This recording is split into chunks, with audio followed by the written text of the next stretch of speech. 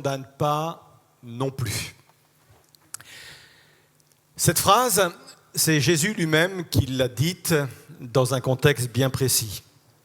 Il est dans le temple, il est en train d'enseigner, et voilà que des hommes arrivent, ce sont des religieux, ils arrivent devant le Seigneur avec ce que j'appellerais un trophée de guerre. Ils ont découvert une femme prise en flagrant délit d'adultère. C'était jubilatoire pour eux. C'était, comme je le répète, une prise de guerre, parce qu'enfin, ils allaient pouvoir confronter Jésus. Alors, ils s'approchent de Jésus en disant ceci, tu sais, dans la loi, Moïse dit qu'il faut lapider une telle femme. Et toi, que dis-tu par rapport à cela ? Jésus ne va pas répondre tout de suite. Et à un moment donné, il se relève, il s'adresse aux accusateurs qui sont là, et il va donner cette parole très connue que le monde entier connaît, que celui de vous qui est sans péché jette le premier la pierre contre elle. Et il se rabaisse à nouveau et il continue à écrire sur le sol. Et la Bible me dit que tous, du plus âgé au plus jeune, étant repris dans leur conscience, ont quitté les lieux. Et voilà où intervient maintenant notre texte de ce matin, donc Jean 8, versets 10 et 11.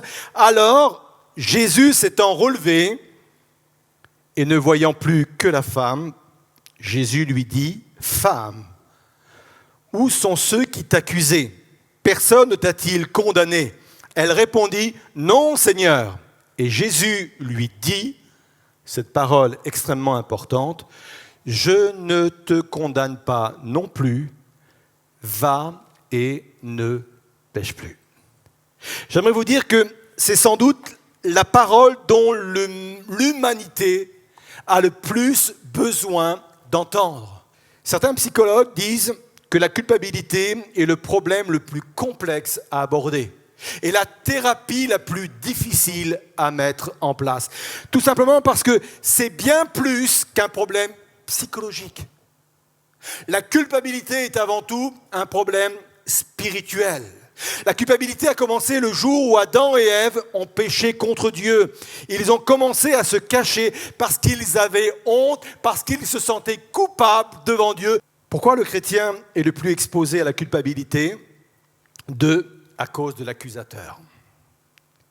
Il nous faut nous rappeler que dans les cieux, nous avons un accusateur qui nous regarde tout le temps, dans le but de voir s'il y a quelque chose dans nos vies dont il pourrait nous accuser devant Dieu. Sans cesse, sans relâche, il regarde chacun nos faux pas et il ne se prive pas pour nous prendre et nous accuser devant Dieu de ces faux pas. Pourquoi l'adversaire de nos âmes s'attelle-t-il avec autant de rigueur à nous maintenir sous la culpabilité ? Parce qu'il sait que c'est quelqu'un qui est libre de toute culpabilité, c'est quelqu'un qui est libre dans la présence de Dieu. C'est la Bible qui le dit, 1 Jean 3, verset 21, « Bien-aimés, si notre cœur ne nous condamne pas, nous avons de l'assurance devant Dieu. » Il sait que quelqu'un qui est libéré, dont l'âme est libérée de tout esprit de condamnation, c'est quelqu'un qui est en pleine capacité d'accomplir son appel. 1 Timothée 1, verset 18, c'est l'apôtre Paul qui parle donc à son jeune pasteur et il dit « Timothée, mon enfant, voici le conseil que je t'adresse en accord avec la prophétie prononcée autrefois à ton sujet. » Et on pense que c'est une prophétie qui concerne son appel, son ministère. En t'appuyant sur ces paroles, combat le bon combat. Et le bon combat, c'est celui de l'appel que tu as reçu. Combat le bon combat avec foi et avec cette bonne conscience dont certains se sont écartés au point que leur foi a fait naufrage. Jean Delumeau, qui était un historien, il est mort cette année, un historien français, dans son ouvrage qu'il a intitulé « Le péché et la peur », une étude qu'il a fait sur la culpabilisation en Occident du XIIIe au XVIIIe siècle, a écrit ceci: « L'Église a diffusé un message culpabilisant, insistant sur un Dieu inquisiteur, comptable et vengeur. C'est dur à entendre, hein? C'est dans ce contexte-là qu'au XVIe siècle, un moine catholique, Martin Luther, qui lui faisait ses pénitences, qui lui faisait ses indulgences, mais qui malgré toutes ces choses vivait sous la culpabilité. Il était épuisé de vivre sa foi avec ces moyens-là, épuisé de vivre son appel de moine. De cette façon-là, est allé plonger ses regards dans la parole de Dieu, est tombé sur Romains 1, 17, et ça a été pour lui une révélation extraordinaire. Comme il est dit dans l'Écriture, le juste vivra par la foi. Ça a été libérateur. Il a compris à ce moment-là qu'on ne pouvait pas devenir juste par nos œuvres, on ne pouvait pas être libéré de toute condamnation par nos œuvres, mais uniquement par la foi en l'œuvre de Jésus-Christ. Non pas par rapport à ce que je pouvais faire, mais par rapport à ce que Jésus a pu faire. C'était libérateur. On va se poser une question qui va nous aider à nous sortir de tout cela. C'est effectivement comment vaincre la culpabilité. En ne péchant plus. C'est Jésus qui va le dire à cette femme, « Je ne te condamne pas non plus, va et ne pêche plus, parce que le péché va te remettre sous la culpabilité. » Nous pourrions comparer la vie chrétienne à un chemin étroit, comme Jésus l'a dit, mais borné ou bordé de deux fossés. L'un, c'est le fossé du légalisme, et l'autre, c'est le côté du libéralisme. Et les deux extrêmes sont aussi dangereux. Et l'équilibre pour tout croyant, l'équilibre qui nous permet de rester sur le chemin qui va nous faire avancer, qui va nous faire progresser, c'est d'être entre les deux. C'est de dire, voilà, oui, je suis libéré de toute culpabilité, je quitte le fossé du légalisme, mais je ne retombe pas non plus dans le libéralisme parce que je veux vivre sans péché. Oui, mais comment on fait ?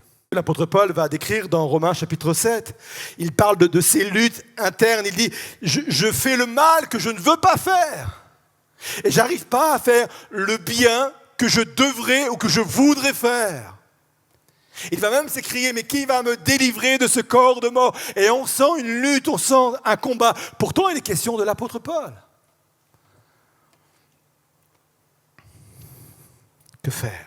Le verset qui suit le verset 12 est en rapport avec le verset 11. « Va et ne pêche plus » verset 12. Jésus leur parla donc de nouveau, disant « Je suis la lumière du monde. Celui qui me suit ne marchera point dans les ténèbres, mais il aura la lumière de la vie. » Mais si nous vivons dans la lumière, tout comme Dieu lui-même est dans la lumière, alors nous sommes en communion les uns avec les autres. Et parce que Jésus, son Fils, a versé son sang, nous sommes purifiés de tout péché. Qu'est-ce que ça veut dire ?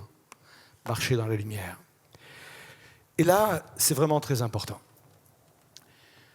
Je suis bien conscient que j'ai une nature pécheresse. Je suis bien conscient que quand je vais pécher, la culpabilité va revenir sur moi. Mais j'ai la possibilité de marcher dans la lumière. Ça veut dire que je ne fais plus d'illusions sur ma nature humaine, sur ma nature pécheresse. Même si j'ai vécu et si nous avons vécu la nouvelle naissance, même si nous sommes partis dans une nouvelle direction, il y a en nous maintenant ce désir de plaire à Dieu, de vivre selon sa volonté, de vivre selon ses choix, ses désirs. Mais il y a encore en moi cette nature qui s'oppose à cela. Et marcher dans la lumière, c'est déjà être au clair sur soi-même. Être au clair sur sa propre nature. Et quand il nous arrive de mal nous comporter, marcher dans la lumière, c'est devenir tout de suite à la lumière qu'est Dieu en disant « Je ne te cache rien, Seigneur. Voilà ce que je suis, voilà ce que j'ai dit, voilà ce que j'ai fait. Certes, je ne retourne plus dans les péchés d'avant, mais tout de même, il y a encore des choses qui sont tenaces. » Et vous savez quoi ? La Bible dit que quand je fais cela, on a un avocat auprès du Père, qui est Jésus, Et si nous confessons nos péchés, c'est ça, marcher à la lumière, il est fidèle et juste pour nous les pardonner. Ça ne veut pas dire que ça ne m'attriste pas ce que j'ai fait. Ça ne veut pas dire que je suis fier de ce que j'ai fait. Non, je ne suis pas fier de ce que j'ai fait. Je ne suis pas fier de m'être mis en colère. Je ne suis pas fier d'avoir rapporté des choses qui n'étaient pas vraies. Je ne suis pas fier. J'ai sans doute honte. Mais j'ai la possibilité de venir à la lumière et dire « Seigneur, je te confesse tout cela, Seigneur. Et je veux que tu m'en délivres pour pouvoir encore avancer plus proche de toi. » Je pourrais comparer la conscience à la douleur. La douleur, ce n'est pas agréable, mais la douleur, c'est un bienfait que Dieu nous a donné. La douleur est là pour avertir que quelque chose ne va pas bien en nous. Ça nous avertit que peut-être nous sommes malades, peut-être qu'il y a dans notre corps un virus. La douleur est là pour nous alerter. Et sans douleur, on pourrait prendre le risque même de mourir parce qu'on n'a pas eu d'alerte, quelque chose n'allait pas. Comprenez l'importance de la douleur. La conscience, elle agit de la même façon. Ce n'est pas agréable quand la conscience nous reprend, mais c'est indispensable. Indispensable. C'est pourquoi je m'applique sans cesse, moi aussi, à garder une conscience irréprochable, tant devant Dieu que devant les hommes. Ça veut dire qu'à chaque fois que la conscience est en alerte, quand ça concerne Dieu, je vais devant Dieu. Mais parfois, ça peut concerner aussi les hommes, devant Dieu et devant les hommes. Parfois, il faut savoir aller demander pardon à son conjoint, à ses enfants, à ses parents, à ses collègues, à son voisin. C'est une façon de continuer à vivre sans culpabilité également. Ma culpabilité à avoir avec Dieu, mais ma culpabilité à avoir aussi avec mon prochain. Il n'y a donc maintenant aucune condamnation pour ceux qui sont en Jésus-Christ.